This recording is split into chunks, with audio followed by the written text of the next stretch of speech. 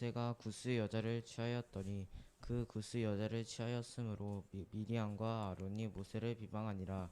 교독하겠습니다. 2절 여러분들 시작.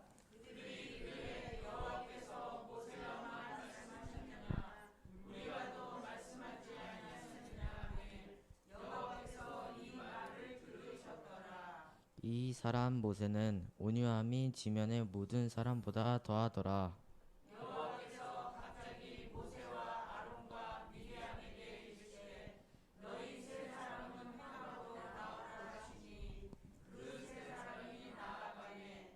여호와께서 구름 기둥 가운데로부터 강림하사 장막문에 서시고 아론과 미리암을 부르시는지라. 그 두 사람이 나아가매 이르시되 내 말을 들으라. 너희 중에 선지자가 있으면 나 여호와가 환상으로 나를 그에게 알리기도 하고 꿈으로 그와 말하기도 하거니와. 내 종 모세와는 그렇지 아니하니 그는 내 온 집에 충성함이라.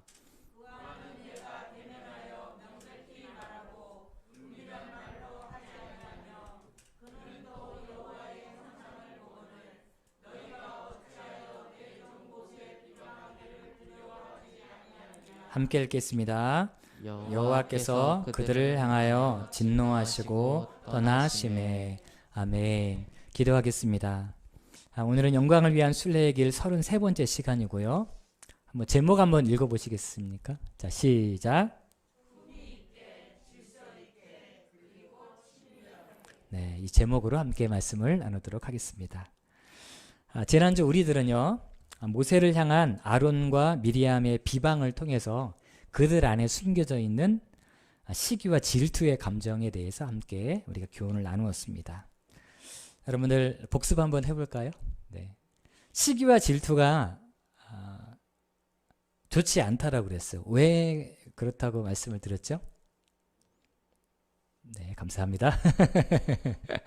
네, 시기와 질투가 우리 개인적으로 좋지 않은 이유는 하나님께서 우리에게 주신, 각자에게 주신 달란트가 있으세요. 그런데 그 달란트를 파괴하는 죄이기 때문에 시기와 질투가 좋지 않다라고 말씀을 드렸습니다. 그런데요, 이 시기와 질투는 개인적으로 보면 하나님이 나에게 주신 장점, 달란트를 파괴하는 죄이기도 하지만 이 시기와 질투는 공동체를 어렵게 하는 그런 죄이기도 합니다. 우리 지난주에 보셨던 말씀인데요. 야고보서 3장 15절에서 16절까지의 말씀까지 한 절씩 교독을 해보도록 하겠습니다. 질투와 시기심은 여호와께 받은 지혜가 아닙니다. 그런 것은 땅에 속한 것이요 악마의 부추김입니다.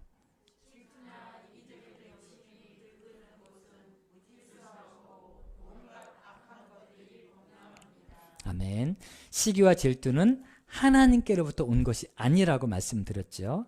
땅에 속한 것인데 마귀가 우리의 삶 속에 찾아와서 자꾸 시기하고 질투하도록 부추긴다라고 성경 말씀에는 말을 하고 있습니다. 그런데 이 시기와 질투가 공동체 가운데 여러 가지 어려움을 주게 돼요. 근데 그 어려움, 어떤 어려움을 주게 되냐면 첫 번째 성경에서 거론하고 있는 것이 무엇입니까? 16절에 보니까요. 네, 무질서라고 되어 있죠. 질투와 이기적인 욕심이 들끓는 곳은 무질서하고 라고 되어져 있습니다. 바로 시기와 질투가 있는 곳은 무질서하게 되고요. 공동체를 그렇게 무질서로 인해서 파괴시키는 것입니다. 오늘 말씀을 보면 이 땅의 나이로 보면 아론과 미리암은 모세보다 나이가 많을까요? 적을까요? 네, 많아요. 아론과 미리암은 모세의 형이고 누님입니다. 그렇죠? 그렇기 때문에 우리가 생각할 때는 형님이고 누님이시니 그냥 물론 시기심에서부터 나온 말이긴 하지만 그럼에도 불구하고 한마디 하는 건 그냥 듣고 그냥 넘어갈 수 있지 않을까라는 생각이 들게 되는 것이죠. 그런데 모세는요, 하나님께서 세우신 질서 안에서 영적인 리더의 자리에 있었다라는 것입니다.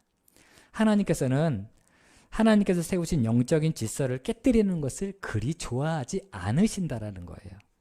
그래서 하나님께서 아론과 미리암에 대해서 노하셨다라고 성경 말씀에는 말을 하고 있는 것입니다. 자, 여러분들 오해하지 않고 들으셨으면 좋겠어요. 보통 교회 처음 다니시는 분들 아니시면, 신앙생활 하시는 조금 하셨던 분들이면 이 본문을 가지고 이런 말씀을 한번 들은 적이 있을 것입니다. 목사님에게 대들면 혼나. 네, 이런 말을 혹시 들어보셨는지 모르겠어요. 네. 틀린 말인 것 같기도 하지만 어떻게 보면은 제가 목회하다 보니까요, 맞는 상황도 종종 있기는 하더라고요. 그런데 제가 오늘 여러분들에게 이 본문을 가지고 말씀드리는 것은요, 목사님에게 대들면 문제가 생겨, 이런 어떤 영적인 하수들이 이야기하는 그런 것들을 얘기하려고 하는 것이 아니라요, 하나님께서 세우신 질서에 대해서 제가 이야기를 하고자 하는 것입니다. 교회는요, 성도님보다 집사님이 높은 곳이 아니에요. 우리가 생각할 때는 교회에 처음 오셔서 성도님 되시다가 조금 신앙생활 하시면 조금 더 올라가서 집사님 되시고, 집사님 신앙생활 조금 잘하시면 이제는 그분부터 조금 높게 권사님 되시고, 그 다음에 장로님 되시고, 목사님은 성도님보다 높으시고, 이렇게 생각하실 수 있어요.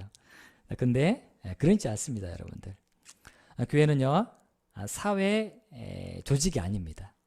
사회에 우리가 회사에 가시면 높고 낮음이 있어요. 누구는 누구보다 높고 누구는 누구보다 높습니다.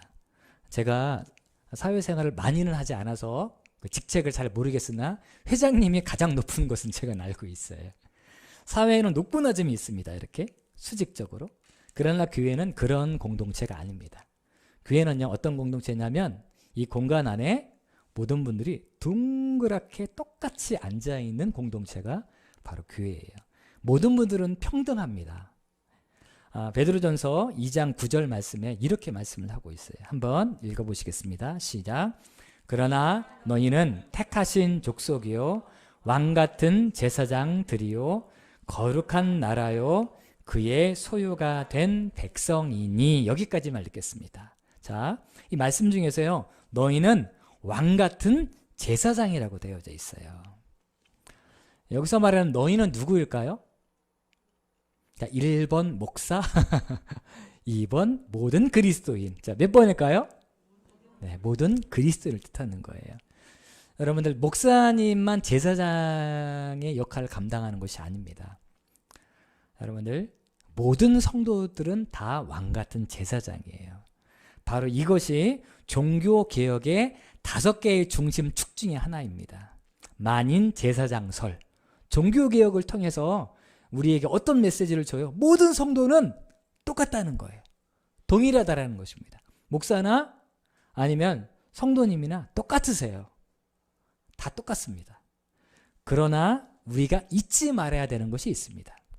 그것은 무엇이냐면, 모든 성도님들은 평등하지만 그렇다고 해서 질서가 깨어지면 안 된다는 것입니다. 하나님께서는요, 주님의 몸된 교회를 위해서, 교회의 평안과 안전을 위해서 영적인 리더들을 세우셨어요. 다 똑같습니다. 그러나 누군가는 이 교회를 이끌어가야 되는 직분 가운데 있어야 된다는 것입니다. 그 사람이 목사일 수도 있고요, 아니면 부서에서는 선생님일 수도 있어요.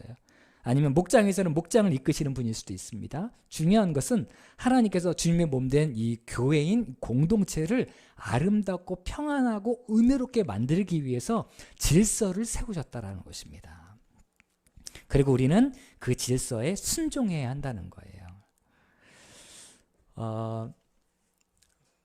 우리는, 여러분들이 저를 향해서 부르실 때 뭐라고 부르시죠? 목사라고 부르시나요? 목사님이라고 부르시나요? 네, 목사님이라고 부르시죠. 저만 그렇게 부르는 것이 아니라 집사님, 권사님, 성도님이라고 불러요. 뒤에 님자를 붙이는 것이죠. 왜 그런 것일까요? 네, 그것은요, 제가 여러분들보다 능력이 많거나 은사가 많거나 외모가 뛰어나거나 그렇기 때문에 제가 목사에다 님자를 붙이는 것이 아니에요. 모든 직분은 누구로부터 온 것입니까? 하나님으로부터 온 거예요. 다 평등하지만 교회 가운데 하나님께서 누군가를 세우신 거예요. 누군가는 집사님으로, 누군가는 권사님으로 세우신 겁니다. 그러니까 그 직분을 세우신 하나님의 권위를 인정하는 마음으로 끝에 님자를 붙이는 거예요. 교회 안에서 안종찬 집사님이라고 부르시다가 교회 밖에 나가면 안종찬 이렇게 부르고 네, 이러면은 안 되는 것입니다. 저는 교회에서의 삶과 가정에서의 삶이 거의 동일하다는 것을 말씀드리고 싶어요. 여러분들에게 누구누구 성도님, 누구누구 집사님 이렇게 부르지만 교회에서 집에서도 제 아내와 얘기할 때 동일하게 그렇게 부릅니다. 집에 들어가서 안종찬이 말이야 이렇게 말을 하지 않아요. 네, 종찬은 참고적으로 이 앞에 있는 학생입니다. 네. 왜냐하면 그 직분을 주신 분이 하나님이심을 제가 믿기 때문이에요. 그렇기 때문에 교회에 있든지 집에 있든지 제가 똑같이 그렇게 존중하고 높여 드리고 있는 것입니다. 하나님은요 질서를 세우셨어요. 자, 창세기 말씀 보면은 천지창조를 하시죠. 하나님께서 첫째 날부터 여섯째 날까지 하루하루 창조를 하십니다. 빛도 만드시고 땅도 만드시고 나무와 물고기와 새도 만드세요. 그런데 우리가 창세기 말씀을 읽으시면서요 무엇을 보아야 되냐면 하나님 온 땅을 운영해 나가신 하나님의 질서를 우리가 보셔야 합니다. 제가 이런 생각을 했어요. 만약에 하나님께서 질서대로 이 땅을 창조하지 아니하시고 마음 내키는 대로 창조하셨다면 어떤 일이 벌어졌을까라고 생각해 봤어요.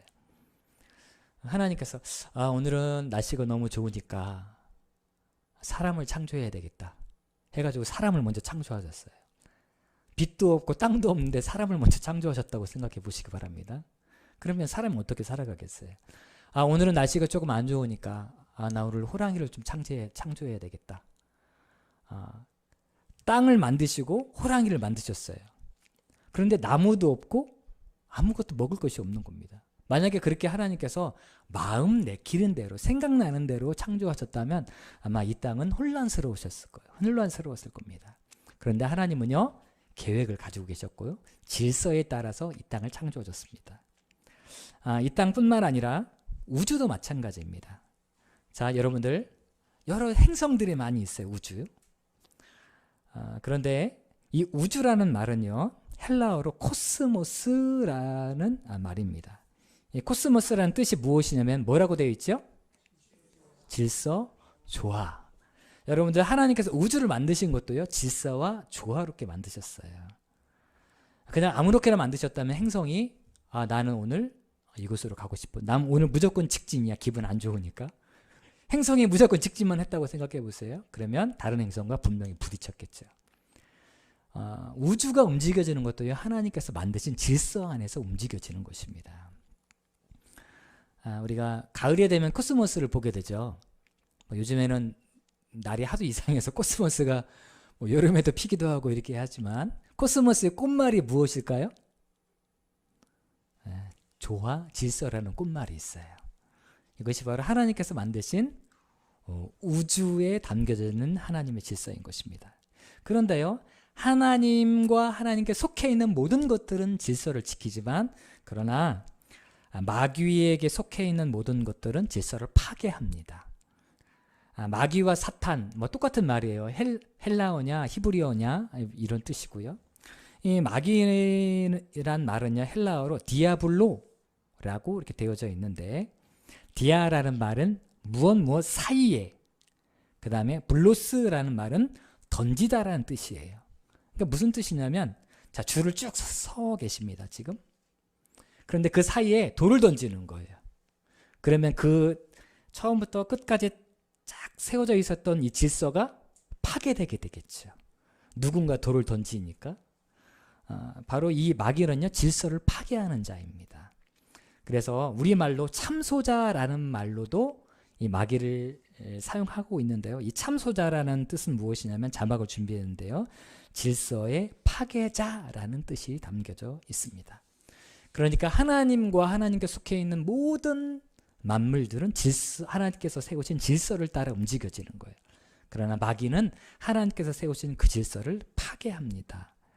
사도 바울이요 고린도전서 14장 40절 말씀을 통해서 우리에게 이렇게 권면을 했습니다. 자, 한번 여러분들 읽어보시겠습니다. 시작.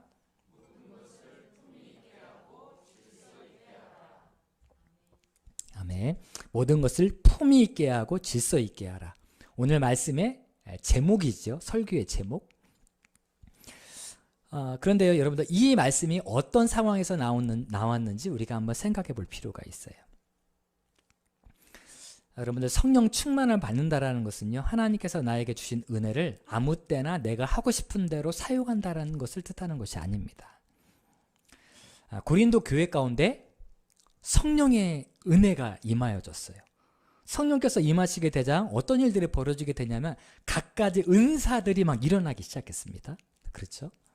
어떤 분들은 예언하게 되고, 어떤 분들은 방언하게 되고, 어떤 분들은 통역하는 일들이 교회 안에 생겨나기 시작했던 거예요. 성령의 역사로요. 그런데 문제는 뭐냐? 한쪽에서 방언을 열심히 하고 있는데 옆에서 또 다른 말로 막 방언을 하기 시작하는 거예요. 한쪽에서 예언을 하기 시작했는데 이 예언하는 이 사람을 보면서 옆에 있는 사람이 너만 예언하냐? 나도 예언한다. 나 하나님께 이런 말씀 받았어 라고 이야기하기 시작하는 거예요. 그 상황을 보았던 사도 바울이 뭐라고 얘기했냐면요, 너희들 모든 성도들이요 모든 것을 품위 있게 하고 질서 있게 하십시오 라고 말한 거예요. 그러면서 첨가적으로 뭐라고 이야기했냐면, 한 사람이 예언을 하면 다른 사람은 잠잠하십시오. 그리고 그 사람의 예언이 다 끝난 다음에 당신이 하시면 됩니다. 누군가 말을 하고 있다면 다른 사람은 경청하십시오. 이것이 바로 하나님께서 세우신 질서입니다 라고 말을 하고 있는 것이에요. 우리들이 그리스도인이라면 품위 있게 신앙생활을 해야 된다는 거예요. 그리고 이 품이라는 것은 반드시 질서를 통해서 나타난다라는 것입니다. 이렇게 시기와 질투의 문제는요, 개인적으로 그리고 공동체적으로 큰 문제를 야기하게 됩니다. 개인적으로 탤런트가 파괴되고 공동체적으로는 질서가 무너지는 그런 결과를 맞게 돼요.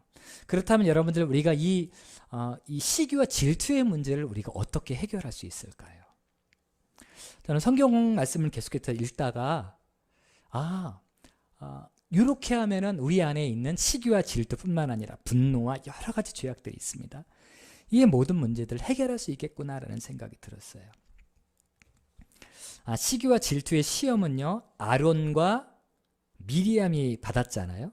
그런데 아론과 미디안만 받은 것이 아니라 모세도 이 시기와 질투를 할 수 있는 상황이 있었더라고요.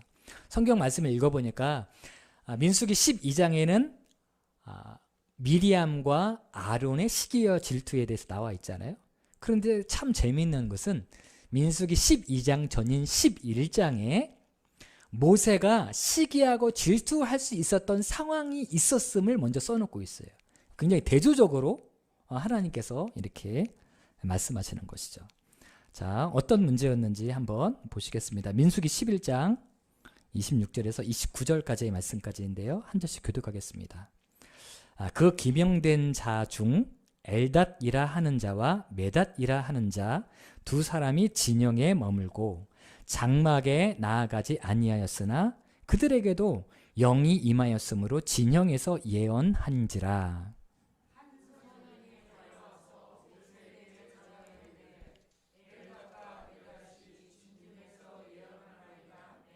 택한 자 중 한 사람 곧 모세를 섬기는 눈의 아들 여호수아가 말하여 이르되, 내 주 모세여 그들을 말리소서.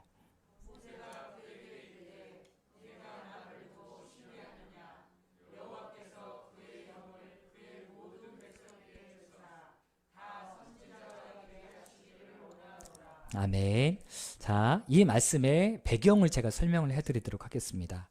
모세가 혼자 이스라엘 백성들을 이끌 수가 없는 거예요.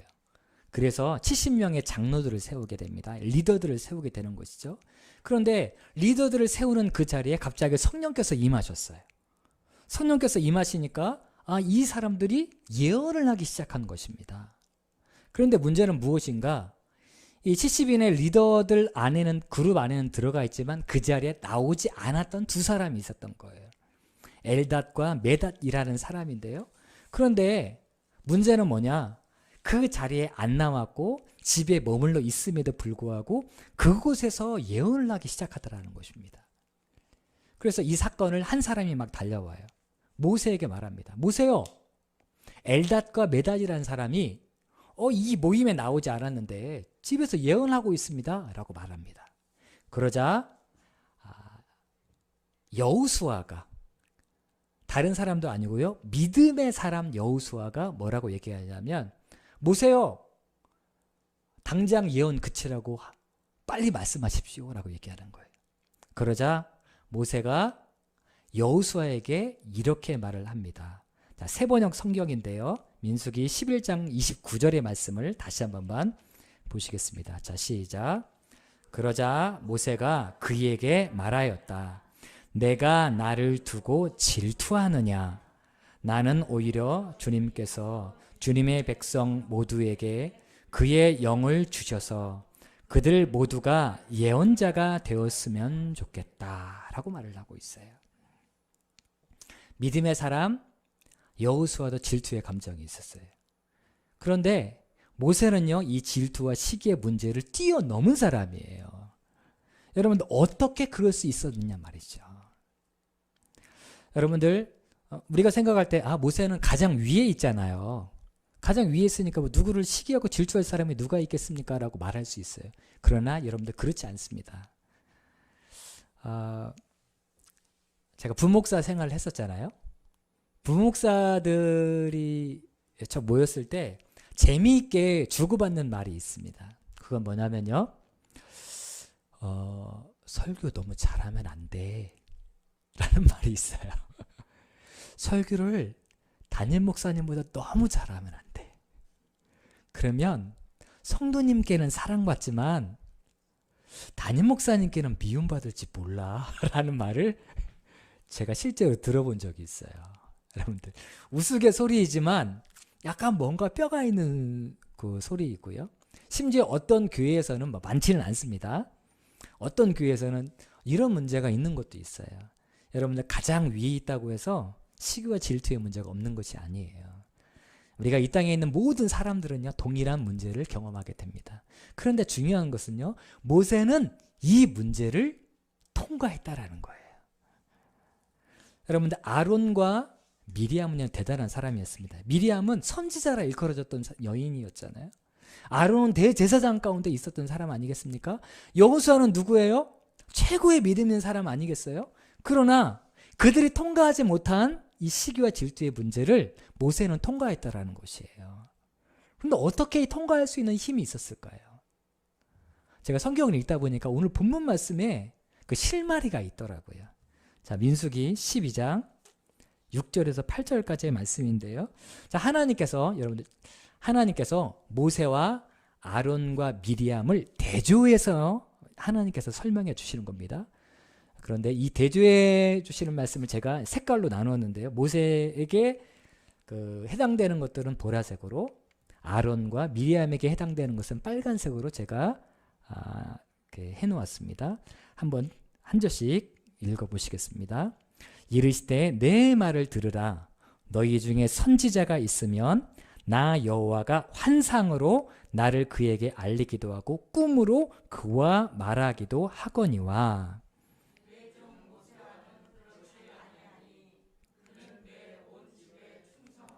함께 읽겠습니다. 그와는 내가 대면하여 명백히 말하고 은밀한 말로 하지 아니하며 그는 또 여호와의 형상을 보거늘 너희가 어찌하여 내 종 모세의 비방하기를 두려워하지 아니하느냐. 아멘. 모세와 아론과 미리암의 다른 점이 있어요. 무엇입니까? 아론과 미리암을 하나님께서 무엇이라 말씀하셨냐면 선지자라고 말씀하셨어요. 근데 선지자에게는 어떤 은혜가 임하게 돼요? 환상과 꿈이 임하게 됩니다. 그런데 이 환상과 꿈은요, 은밀한 말이에요. 자, 약간 조금 살짝 복잡한데요. 저를 한번 보시면 되겠습니다. 아론과 미리암은 선지자와 같은 사람들이에요. 이 사람들에게는 환상과 꿈이 주어집니다. 그런데 환상과 꿈은요, 모호함이 있어요.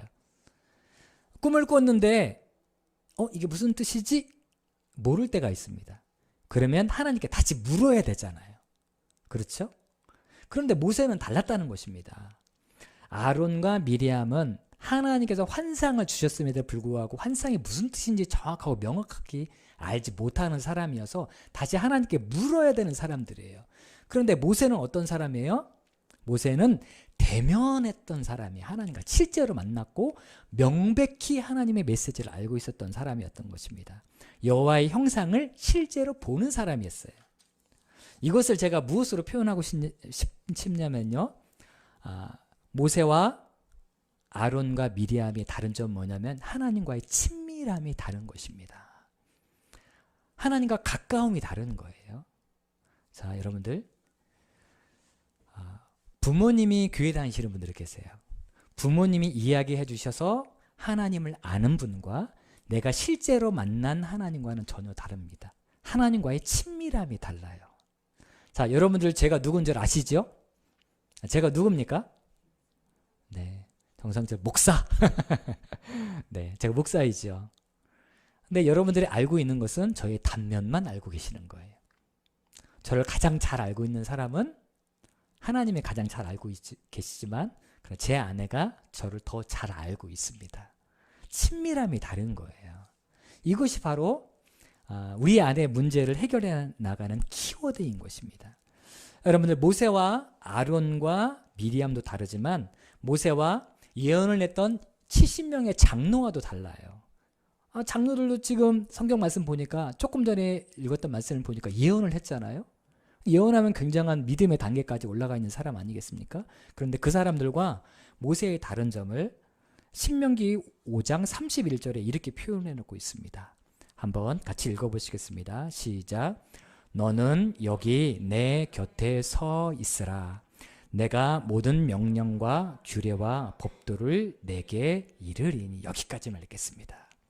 너는 어떻게 있으라고요? 내 곁에 있으라는 거예요. 이것이 바로 예언을 했던 70인의 장로들과 모세와 다른 점인 것입니다. 모세는 하나님과 굉장히 가까이 있었던 사람이었어요. 친밀함이 있었던 사람이었던 것입니다. 여러분들, 모세뿐만 아니라 다윗도 마찬가지입니다. 지난주에 말씀드렸죠. 시기와 질투로 인해서 자신 안에 있었던 강점이 파괴되었고 결과적으로는 참 슬픈 결과를 맞이했던 사울에 대해서 설명을 해드렸어요. 사울과 다윗과의 다른 점이 명확합니다. 자, 시편 40편 6절인데요. 읽어보시겠습니다. 시작. 주께서 내 귀를 통하여 내게 들려주시기를 제사와 예물을 기뻐하지 아니함 번제와 속죄제를 요구하지 아니하신다 하신지라. 아멘. 주께서 내 귀를 통하여 어떻게 하세요? 내게 들려주셨어요. 그런데 사울에게 관련되어 있는 말씀을 읽어보면요, 아무리 읽고 또 읽어도 하나님께서 사울에게 이렇게 하셨다라는 말씀이 한 번도 나오지 않습니다. 영적인 친밀함이 다른 거예요. 사울도 하나님께서 선택하신 사람이었고 하나님의 영이 임했을 때 예언까지 했던 사람이에요. 그러나 다윗과의 어떤 다윗과 비교했을 때는 하나님과의 친밀함에 차이가 있었던 사람이었다는 것입니다. 하나님을 아는 것과 하나님에 대해서 아는 것과는 달라요. 누가 이야기해 주셔서 아는 것과 내가 기도하면서 하나님께서 나에게 말씀하신 사람과는 전혀 다르다는 것입니다. 엄마, 아빠의 믿음을 통해서 들려주신 그 말씀으로 하나님을 알면서 신앙생활을 하면 우리에게 다가오는 시험을 이겨나갈 수 없다라는 거예요. 그러나 내가 만난 하나님은 내 삶 속에 실제로 역사하시고 나에게 말씀하시고 응답하시는 하나님을 내가 알고 있다면 우리 안에 있는 여러 가지 시험의 문제를 우리가 넘어갈 수 있다는 것을 말씀하고 있다는 것입니다. 한 아이가 있었습니다. 이 아이는요, 생후 6주가 되었을 때 독감에 걸려서 병원에 갔어요. 그런데 독감에 걸려서 열이 오르고 눈이 빨개졌는데 병원에서 이것이 독감이 아니고 눈병이라고 진단을 하셨습니다. 너무 안타깝죠. 그래서 이 아이의 부모는 병원으로부터 눈병에 치료하는 연고만 처방을 받고 집으로 왔어요. 결과적으로 이 아이는 시력을 잃고 맙니다. 참으로 안타깝죠. 그리고 이 아이가 이제 자라면서 1년 후에 아버지가 또 돌아가시게 됩니다. 너무너무 힘든 상황이었습니다. 결국 할머니 손에 맡겨져서 자라게 되었고요.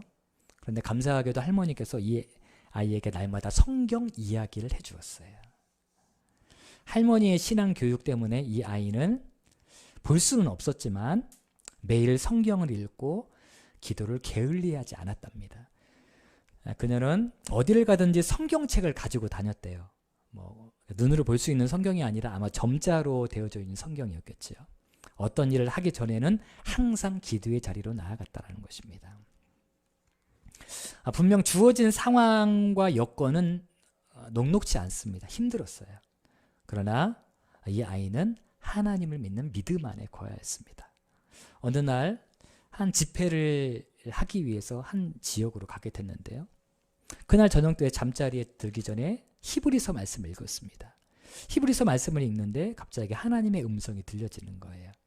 근데 여기서 말하는 하나님의 음성은 귀로 종자나 이렇게 이야기하는 그런 음성이 아니라 마음으로부터 오는 그런 음성인 것이죠. 하나님께서 뭐라고 말씀하시냐면 너는 내 것이다 라는 말씀을 주세요. 그리고 그 말씀을 붙들고 그 음성에 무릎을 꿇고 하나님 앞에 기도하기 시작합니다. 그리고 펜을 들어서 쓰기 시작해요. 그리고 그 곡이 바로 이 곡입니다.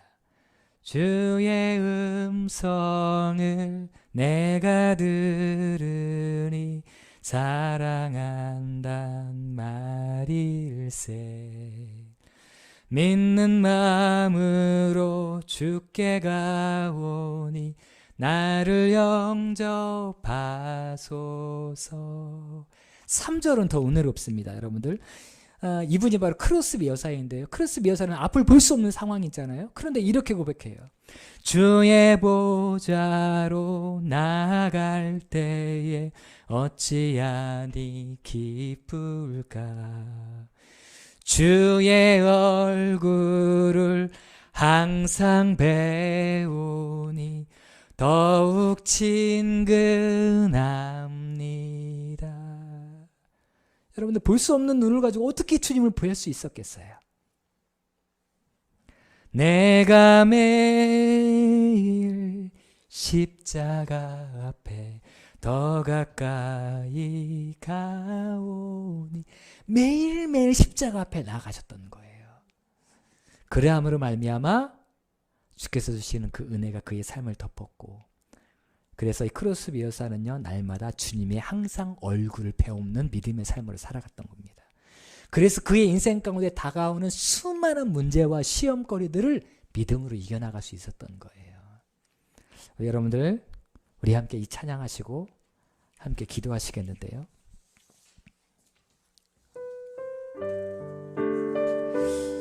하나님, 우리가 날마다 주님의 은혜의 보좌 앞으로 한 걸음 한 걸음 십자가 앞에 더 가까이 나아가게 도와주시옵소서. 그래서 시험을 이겨나가게 하시고 하나님의 선하신 뜻을 이루는 거룩한 삶을 살게 해주시옵소서. 우리 함께 찬양하시고 기도하겠습니다.